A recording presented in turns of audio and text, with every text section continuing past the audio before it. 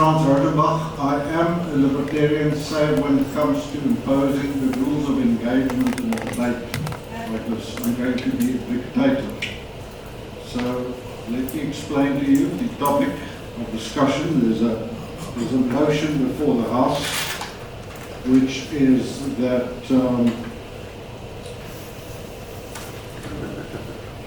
Israel's action in Gaza was justified and reasonable. That is the proposal, or the motion, if you like. And the proposer is Garth Zietsman, sitting immediately to my right, and the opposer is Jaco Strauss, sitting on that side. Their CVs are known to you and accessible. The rules are that we're going to have 15 minutes for each speaker to propose or oppose, as the case may be, after which, let me interrupt and say 2 minutes will be spent voting. So we will have a before and after vote. Everybody gets a vote in favor or against, and we'll note it down, and we'll see if that vote is shifted during the course and by the reason of the debate. 15 minutes to state their case on each side. Then there's a rejoinder of 3 minutes for each party. And after that, we'll have questions and answers from the members of the audience, and I reserve the right to eat into that time because the audience was late. So to maintain some level of flexibility.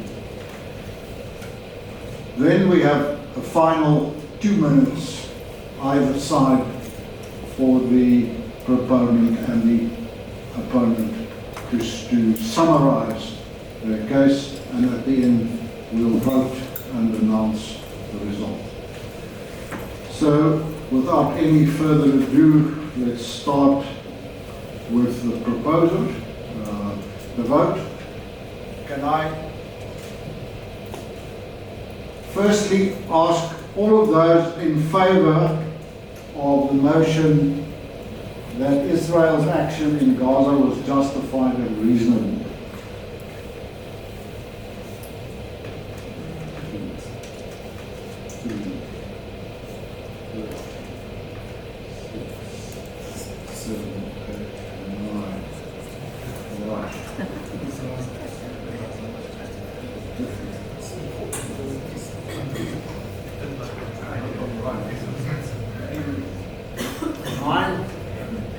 And against, because I suppose you could abstain if you want to. Just read what the motion against would be. Israel's action in Gaza was both justifiable and reasonable. So against is no. Against is no. Was unjustified and unreasonable. Or not justifiable. Not justified.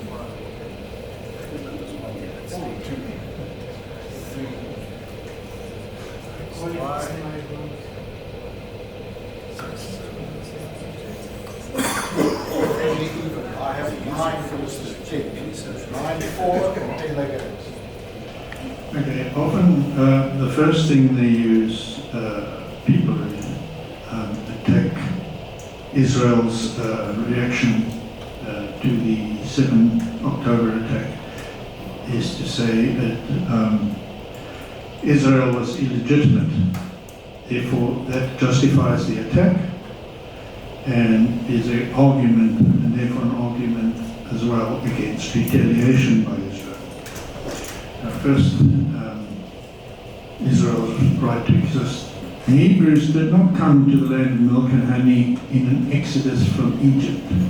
The DNA evidence suggests that they were Canaanites who were always there, and thus the original homesteaders. Both those currently labeled Palestinians and the Jews from Europe and Asia can claim descent from those original Hebrews. and both acquired outside ancestry since the Roman destruction of Israel or Palestine. None of these groups have adhered strictly to their original cultures, and there has been an unbroken Jewish population there throughout their history. Well before the UK's occupation of Palestine, control of it, and during or before the Zionist movement itself, there has been a steady migration of Jews back to their perceived homeland, mostly from Russia due to pogroms, but substantially from Muslim countries too, in the Middle East. Right. Okay, is that okay? Jews, they had every right to come, and Jews therefore have at least as much claim to be there as the Palestinians do. The UN gave Israel a right to exist. That may not make it valid, but that was the international community's judgment. But nevertheless, whether they have a right to exist or not, this might be relevant. Israeli Jews are there and well established. The same situation as applies to the United States, Canada, Australia, New Zealand, Turkey, and virtually every country in the world today. No nation on earth will accept the idea that they have no right to exist and must now die or leave. To demand it is a fantasy. Israel's alleged illegitimacy, even if true, might justifying attacking the IDF or breaking prisoners out of jail. But that's not what happened. Hamas's purpose was purely to slaughter civilians, and that is not justifiable. It's also claimed that Israel drove out a large fraction of Palestinians during the initial Arab wars just after Israel was proclaimed a state, and have since kept Gazans captive and isolated. So the attack on 7 October was an act of resistance. That's not true. It was the invading Arab states that insisted Palestinians leave during those wars. The Israelis begged them to stay. Golda Meir being a prominent person, she did so on the beaches and told that the Arabs told them to leave. There is no apartheid in Israel, and many Arabs are in fact citizens. They vote and occupy important official positions. 2 of the 3 members of the top court are in fact ethnic Arabs. Many Gazans were hired into well-paying jobs in Israel. They are not trapped in or confined to Gaza. Again, the alleged isolation of Palestinians, even if true, is not a justification to target civilians. About Israel being illegitimate. Now, this was a situation where I think Israel faces. Hamas, Hezbollah, Al-Qaeda, and ISIS have all made it quite clear that they will never stop trying to eliminate Israel and Israelis. They may stop for a time, but will resume at the earliest opportunity. They aim to repeat 7 October again and again indefinitely. They say they value this more than they do their own lives, and that their people and their family, they save themselves. There's plenty of evidence that they mean it. They deliberately attack from schools, from hospitals, playgrounds, housing complexes, and have their bases in and below these places. Not only do they not shelter civilians in their tunnels, but they hide out among them when attacked, because they know that deters the IDF somewhat. And it looks bad when Israel kills their women and children. One spokesman expressed pride at the civilian deaths, saying that helps protect buildings and provides good media. Hamas must have known how Israel would respond to the 7 October attack, but chose to throw their people under the bus anyway. They are in effect zombies with whom there can be no negotiation. Israel is faced with a choice between the death of themselves and their families, and effectively stopping those party to these organizations. The only really effective way to stop them is to stop them existing, to kill them. No nation on earth will take the equivalent degree of terrorism Israel suffered on the 7th of October. 1 in 7,500 of the population.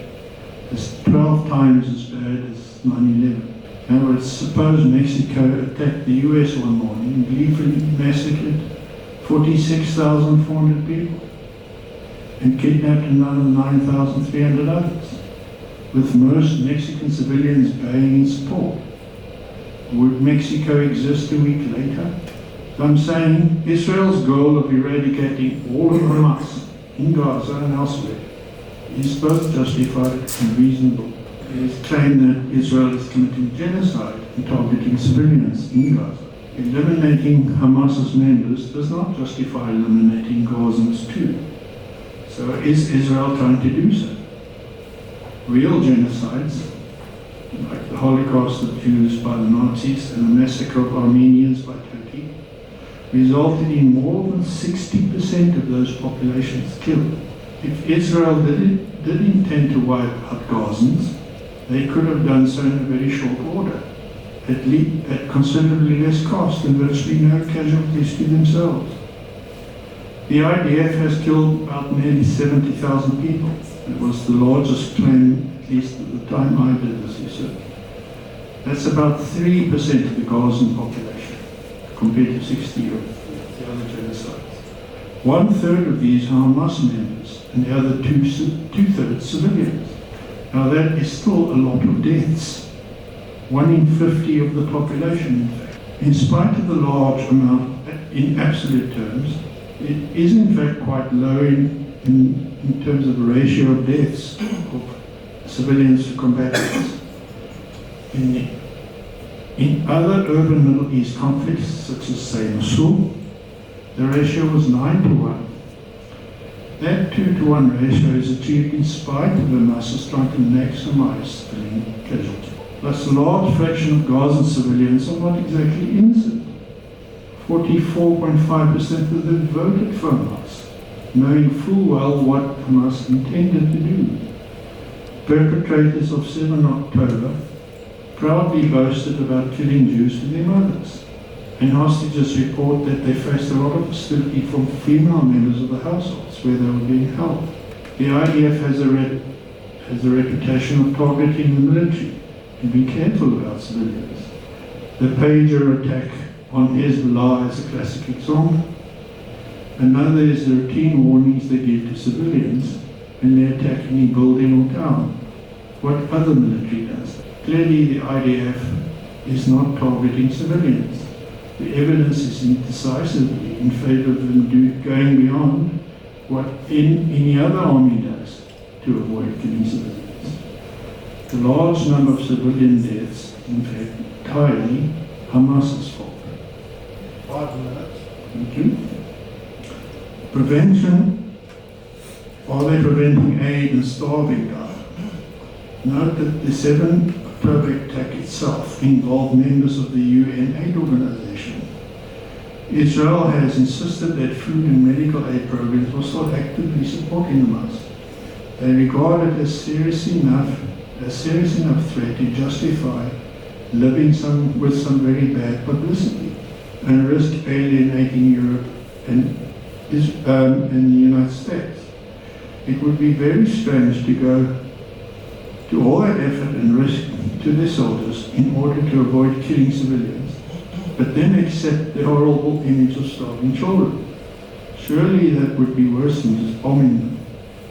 Why would they do that and risk all that fallout unless it really does involve a major threat? Deaths in detention and torture of prisoners and other random atrocities. There have been 98 deaths in detention. Evidence of torture of returned bodies of Palestinians by Israel.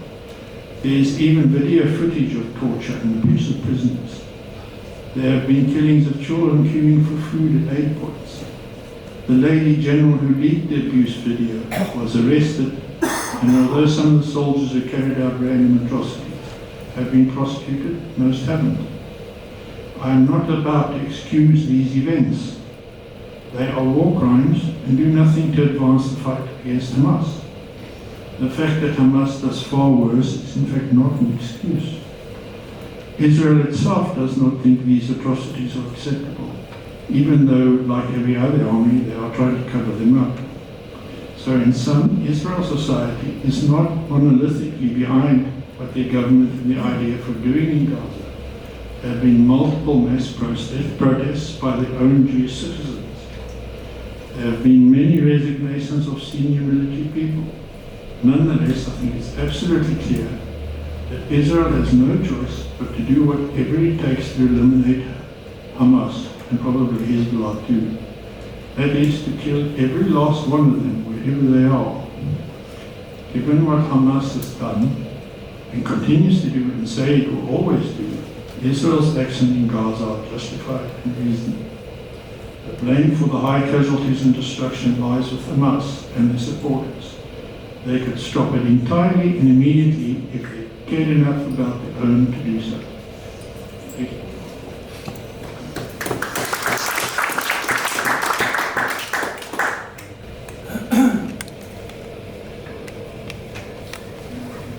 I'll be speaking against the motion. Mr. Chairman, honoured opponent, and fellow libertarians, I stand in firm opposition to this motion, not from a position of dismissing Israeli suffering, and not from anti-Semitism, and not from ignorance of the horrors of October 7th. I oppose this motion because the evidence demonstrates that Israel's response to it has violated the most fundamental principles of proportionality, distinction and necessity that govern the use of force under international law. By any coherent standard applied, these actions cannot be justified. Before examining the evidence, we must establish what justified means in this context. The self-defense provision under Article 51 of the UN Charter, which is often cited. But yet this concept of self-defense is not absolute, and it does not offer a carte blanche. It requires proportionality so that the response does not exceed that which is required to address the threat. Moreover, we also need to consider the legal question whether an occupying power can even invoke self-defense against the people already under its own military control. The United Nations, the International Court of Justice, and most international legal scholars maintain that Gaza remains occupied and has still being occupied despite Israel's 2005 withdrawal.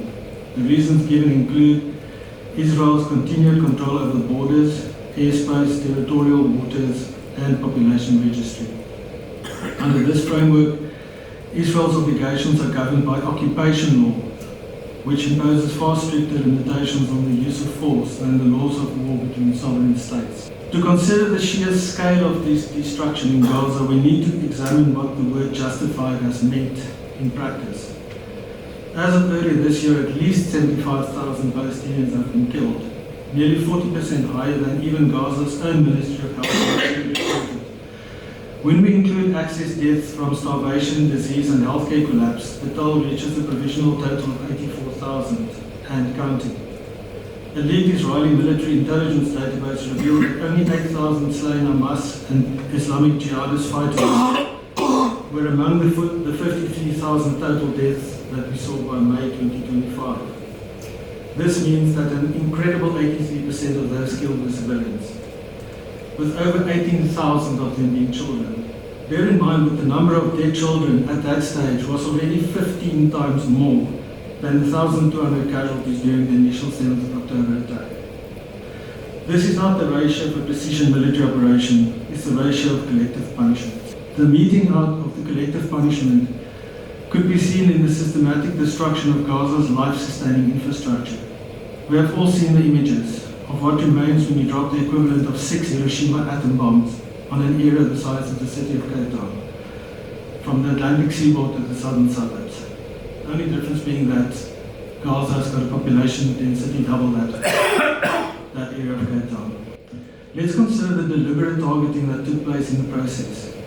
In the case of healthcare, for example, over 1,500 health workers were killed. 94% of hospitals badly damaged or destroyed. The WHO verified that 906 such attacks on healthcare facilities. Only 2,000 hospital beds remain for a population of over 2 million.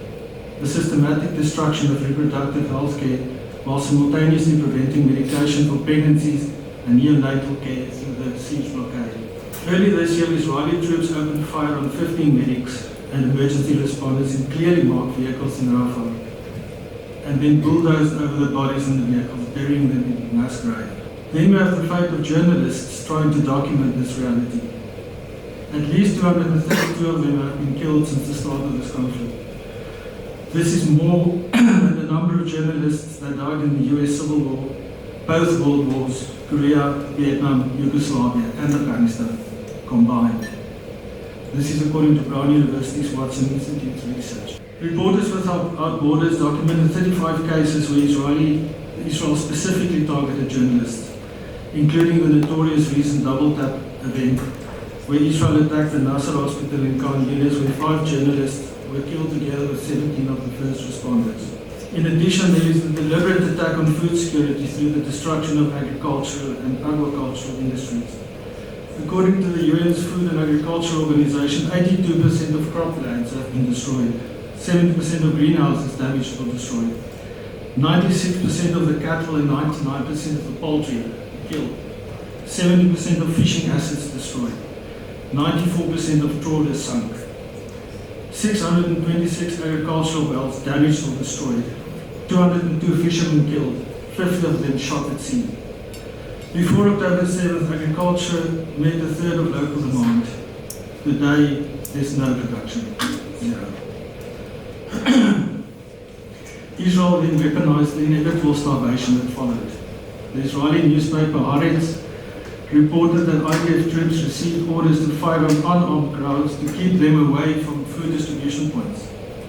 From May to October this year alone, more than 2,600 civilians have been killed seeking such food aid. In the flower massacre of February 29, 2024, 118 Palestinians were killed and 760 injured when Israeli forces opened fire on civilians waiting for flower trucks. Tanks then ran over the bodies of the dead and injured. As if this is not enough, Israel simultaneously armed criminal gangs to loot food aid. The UN memo identified Yasser Abu Shabab as leading the Israeli-backed looters of these aid trucks. Prime Minister Netanyahu was called out about this, and he admitted it, dismissing it as, what's wrong with this, with financing these people? He said, because it saved the lives of Israeli soldiers. Pro-Israeli voices often claim that Israel took unprecedented care to avoid civilian casualties, but the evidence tells a different story. Consider 5-year-old Hind Rizhan. In January 2024, she and her family were fleeing Gaza City when the vehicle was shelled by Israeli tanks, killing her relatives. For 3.5 hours, Hind remained on the phone with emergency services while Palestinian Red Crescent paramedics coordinated with Israeli forces to rescue her. In the end, however, she was killed together with those paramedics. On the World Central Kitchen convoy in April that same year, 7 aid workers in 2 armored vehicles, clearly marked with the double CK logos, and travelling in the deconflicted zone. They also coordinated their movements with the IDF, but they were still systematically targeted, car by car, and all occupants killed. After this, of course, the WCK was forced to cease humanitarian aid operations in Gaza. One of the most outrageous Israeli campaigns occurred early on in the war and was referred to as Operation Where's Daddy.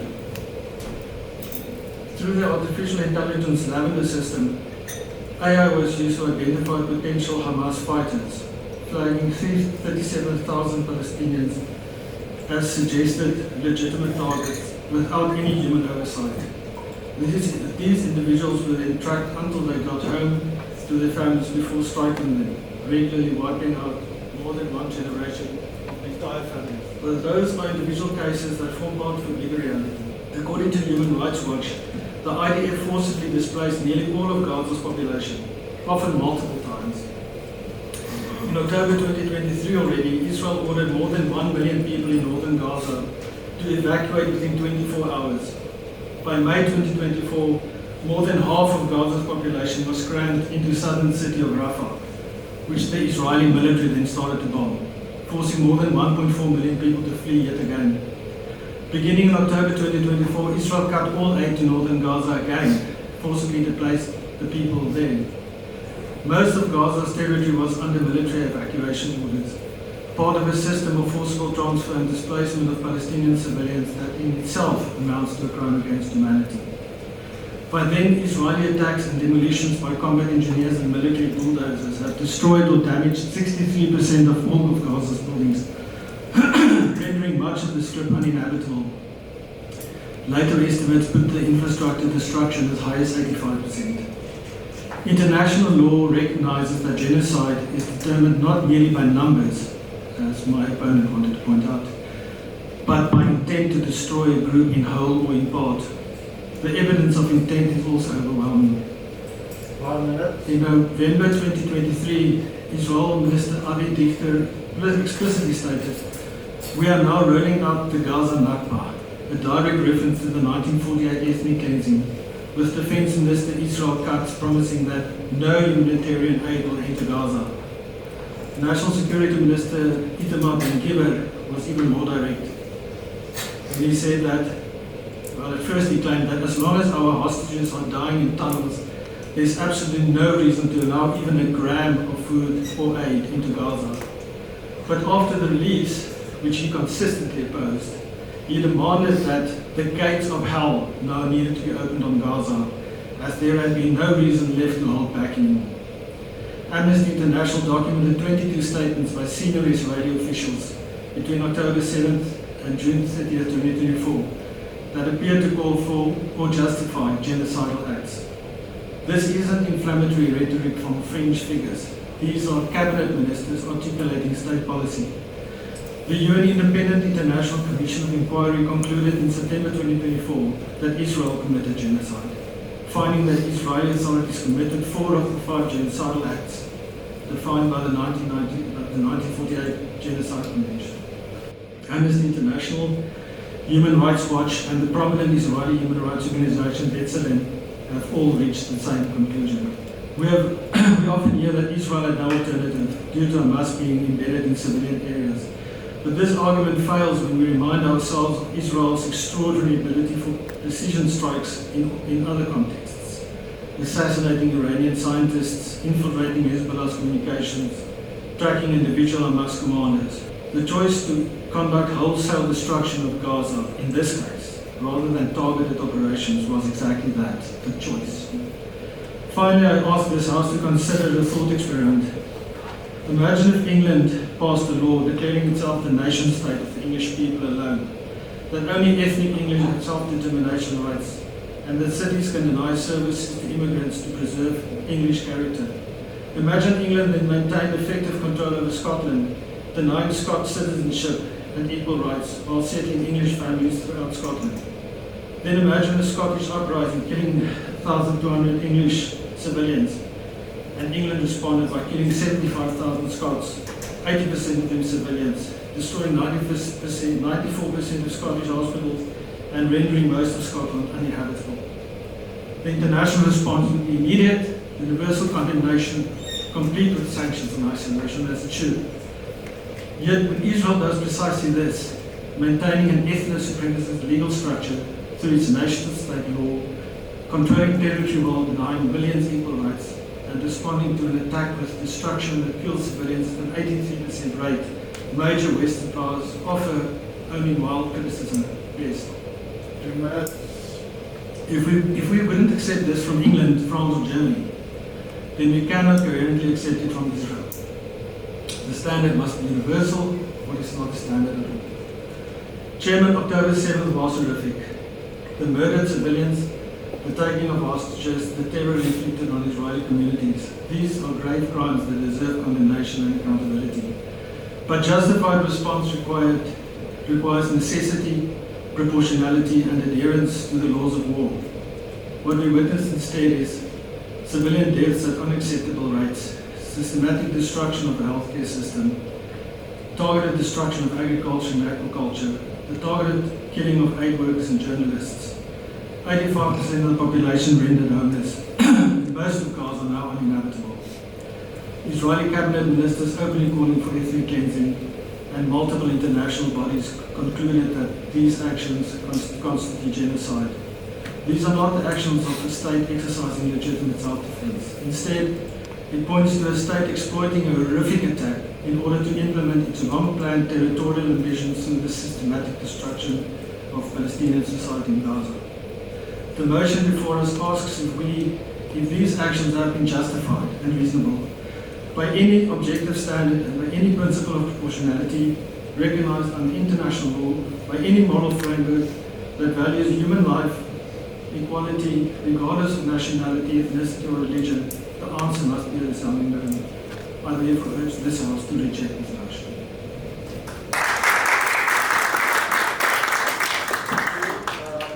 Now, Garth will have 3 minutes to respond.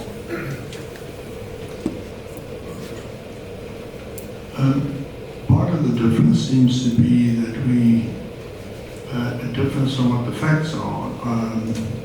I had, for example, a 2-to-1 ratio of civilian to combatant attacks.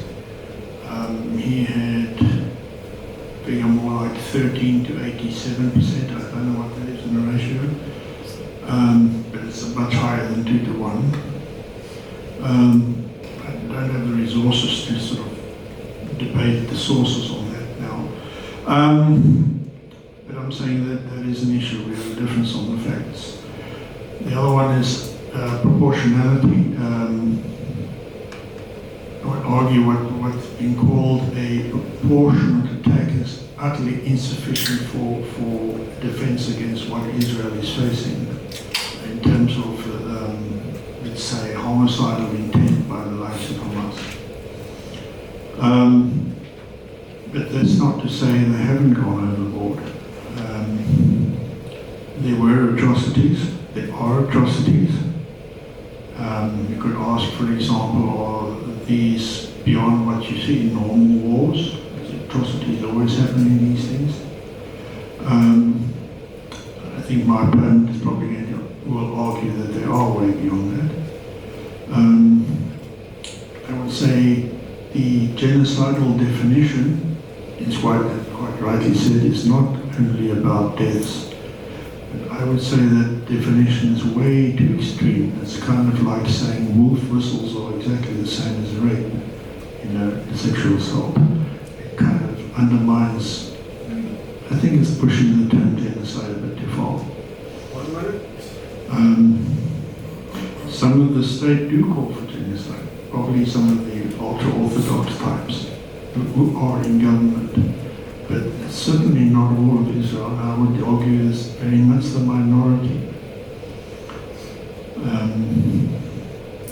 I would dispute that they are deliberately targeting civilians. Hamas definitely hides among them, and even including those when they were told to evacuate, Hamas went with them and sometimes attacked from within. Inside these camps. So I wouldn't necessarily say that either the evacuation order and the subsequent attack was unjustified. Is it over? Right, Jaco, rejoin for 3 minutes. Thanks, Mr. Chair. It's interesting, opponent, that you say that the evacuation order was not necessarily unjustified. I think if you tell 1 million people that they have 24 hours to evacuate, then that in itself is inhumane and impossible. And often when you say that people within Hamas, cause problems, we have legitimate documented cases of Israel actually funding Asian provocateur and also even defending those people, like the person you saw that took the food trucks. because that helps Israel to actually make the whole situation even more dire for the people. And a lot of those people got executed after the release of the hostages. But as for the homicidal intent, you can't destroy the civilians of Gaza because you say that Hamas has an intent. I have the intent to be a billionaire, but I can't be taxed on that. There's intent by some people in Hamas, but Hamas is not a terrorist organization according to most of the world. The countries that have deemed Hamas a terror organization is basically restricted to Western Europe and the US. And even if we call them terrorists, the point remains that you cannot, therefore, because 40% of the people voted for them in 2005 and now destroyed the entire territory. Netanyahu's government actively supported Hamas throughout this entire period.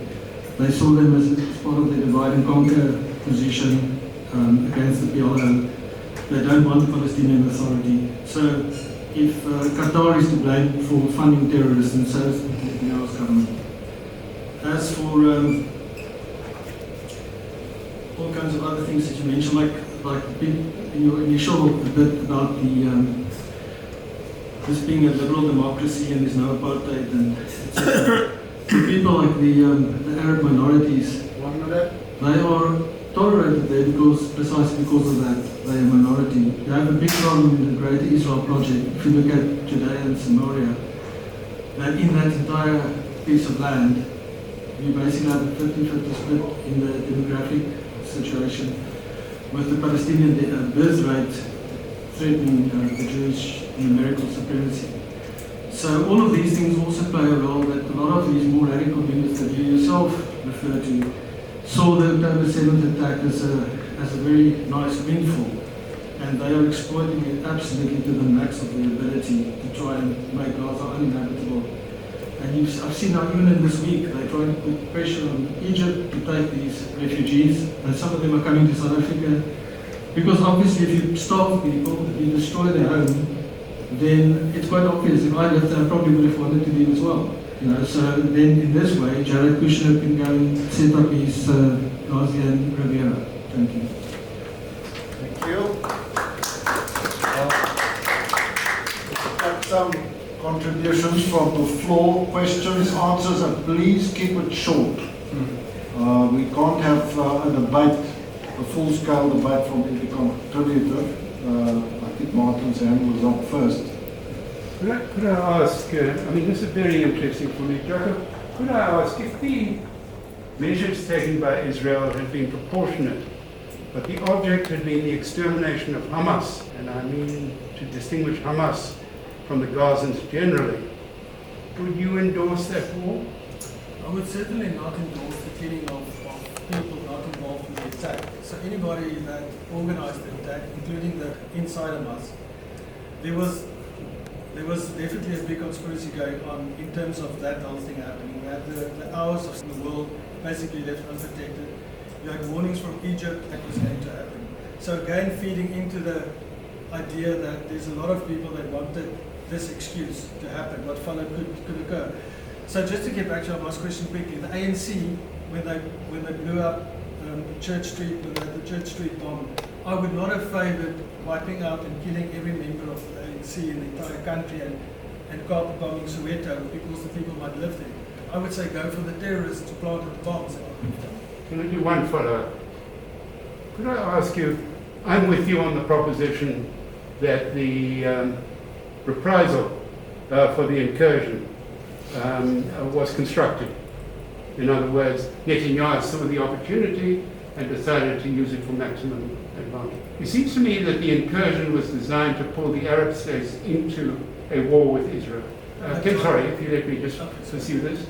And of one thing I am persuaded, and that is that about 80% of Gazans favor the notion that Israel should be exterminated and the people of Israel should be exterminated or put to flight. Because that's what the stats show us.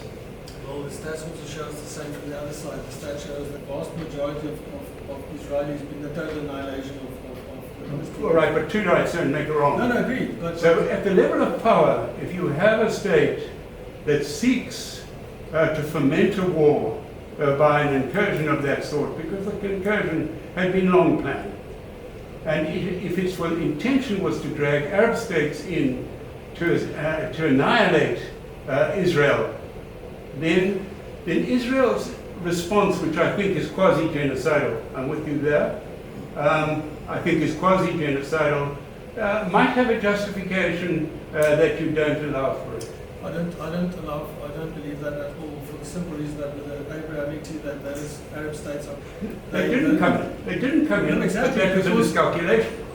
I'd be very surprised if anybody would actually make that calculation, because it was clear that, I mean, the Saudis and so on, those governments are completely beholden to the United States. And there's no foreseeable... If anybody would think that, would be very naive. And obviously it turned out also not to happen. What was the purpose of the attack then? The purpose of the attack... You've got an arbitrary attack planned 2 weeks in advance. The point is, I would think that if you have people living in a concentration camp, you know, sooner or later they're going to try and break out and do... I would think that the idea was probably to capture Israeli soldiers as leverage.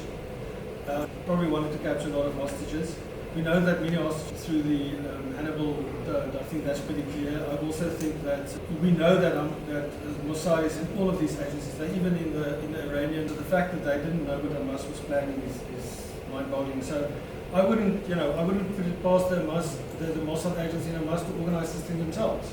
I think there's some possibility there. Can I ask for one further? Follow-ups. One further. Some other people must.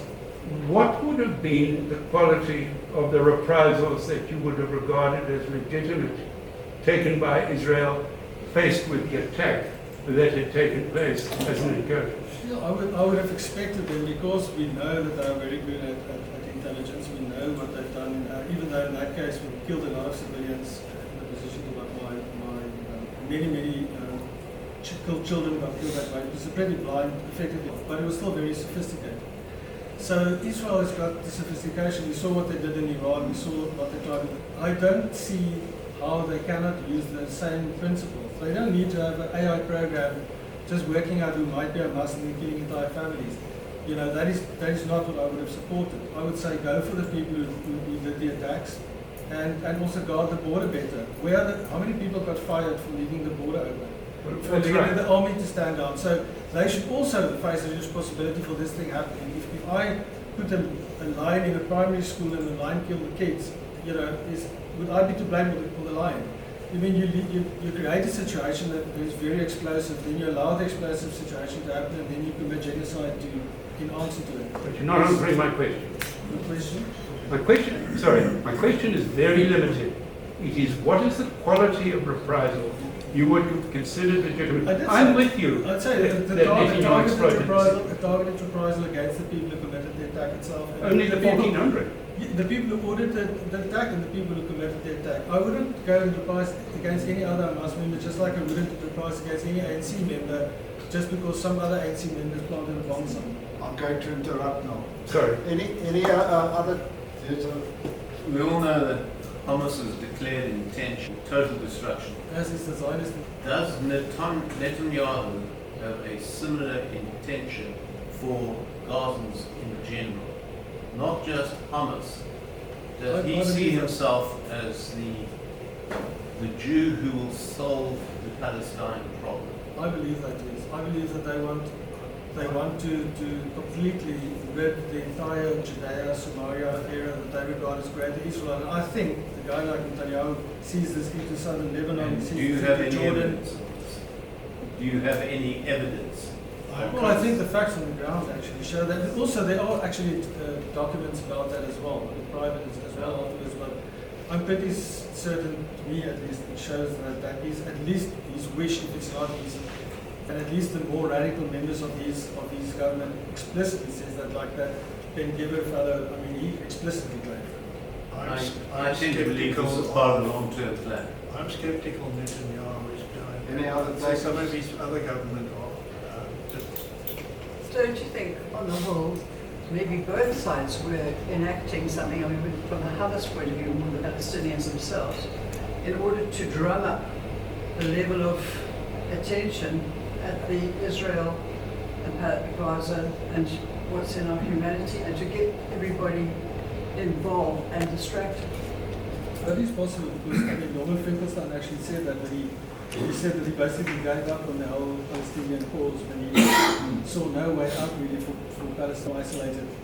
And then 7 October happened. So Norman Finkelstein reckons that this did work out ultimately, at least in the way that they put Palestine on the map. But I don't think any Palestinian actually thought that a genocide of this scale would be tolerated by the world. Destruction would be at this level. That you literally, I mean, you have more bombs being dropped in that area the size of Cape Town, more bombs than Dresden, Hamburg, London, all of those cities combined for the entire duration. It's unbelievable. Response to that was disproportionate and unjustified and amounted to a genocide in which millions of Japanese civilians died. It's a very interesting question. I think the interesting thing about it, of course, is that depending on kind of which rabbit hole you want to go down, there's a lot of proof that the Americans knew about the attack before it happened. They took their whole valuable assets out of the harbor. What got sunk didn't destroy the American Navy, and they used that as an excuse for joining the war. Because as you know, most Americans were opposed to joining the Second World War, both in Europe and in the East. So this basically gave them the opportunity to go and drum up national support and go there. So even that one was basically, I think, a false flag attack allowed to happen. In my opinion. Can I just get some indication? We're running out of time. We're way over time. I can see there's some interest in some more points we've made. Rob, must be rather cut it short. I need to Take it back. so really, otherwise I'm going to make one. 2 more questions. Shortly. If we look at the debate, it asks for whether it's reasonable and justified that the attack was perpetrated. If there's an equivalence, Not that the attack was perpetrated. in reaction, if there is an equivalence of genocidal intent and genocidal action as between one and the other, is the response not justified in the circumstances? As I said, I have the intent of being a billionaire. I can't be taxed on it. I don't believe that you can then be back in the sphere of locking people up for the fact that we think they're going to commit crimes. We can't punish people for things they haven't done. It's basically a thought crime. As libertarians, we should oppose thought crimes and punishing people with genocide because we think they're committing thought crimes. All right. One more? No. Thank you. The opposer gets the first opportunity. So, Jaco, if you still have something to say after all those questions which notably targeted the opponent. 2 minutes.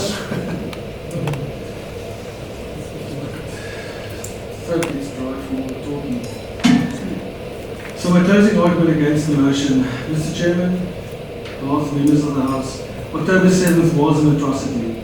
Hamas committed grave crimes and Israel had a right to respond, in my opinion. But rights are not unlimited and wrongs do not justify further wrongs. The evidence before this House is overwhelming to reject this motion. Not because we sympathize with Hamas or dismiss Israeli suffering, but because we refuse to endorse actions that violate the most fundamental principles of international humanitarian law and basic human dignity. We reject this motion because the systematic destruction of life-sustaining infrastructure, the specific targeting of the civilians, the killing of journalists, and the deliberate creation of famine cannot be justified by any moral framework worth defending. Multiple international bodies have already concluded that these actions constitute genocide. Meanwhile, the proposition's entire case rests on a hope that you would apply different moral standards to Palestinian lives than you would to your own. That's not law, that's not morality, that's simply prejudice given a legal veneer. I therefore urge this House to not abandon any pretense that international law and human rights mean anything at all. Uphold the principle that all lives have equal value. Uphold the laws of war that protect civilians, and uphold the standard that all countries must be held accountable when they commit atrocities. So please vote no, because history will judge this House by whether we have the courage to say that some actions No matter the excuses on offer, simply could not be justified. I thank you.